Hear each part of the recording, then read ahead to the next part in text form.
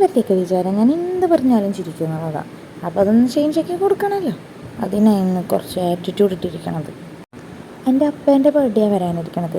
അതിന് മമ്മ I love U അപ്പാന്ന് എഴുതിയിട്ട് എൻ്റെ കയ്യിൽ പിടിക്കാൻ തന്നിരിക്കണം. ഞാൻ എഴുതാൻ നോക്കിയപ്പോൾ എന്നെ സമ്മതിക്കണേ ഉണ്ടായില്ല. അപ്പോൾ ഞാൻ പിടിക്കേണ്ട ആവശ്യമില്ലല്ലോ. അപ്പോൾ കുറച്ച് ചാടിയൊക്കെ എനിക്ക് കാണിച്ചൂടെ? പോരാത്തതിന് മനസ്സമാധാനമായിട്ടൊന്ന് തുമ്മാൻ പോലും സമ്മതിക്കണില്ല. അതും വീഡിയോ എടുത്ത് അപ്ലോഡ് ചെയ്യാൻ നോക്കാം. അതും കളിയാക്കിയിട്ട് ചിരിക്കുക. മനുഷ്യന്മാരുടെ എന്തൊരു അവസ്ഥയായിരിക്കും ആ തുമ്മൽ പോകുമ്പോൾ. ഇരുത്തി അഭിമാനിച്ചിട്ട് പിന്നെ ചിരിച്ചിട്ട് തമാശയാക്കാൻ നോക്കാം.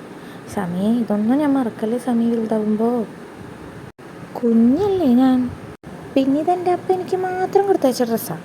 ആലോചിക്കുമ്പോൾ നല്ല സന്തോഷമുണ്ട്. പിന്നെ എൻ്റെ അപ്പയ്ക്ക് മാത്രം എന്നോട് സ്നേഹമുള്ളൂ.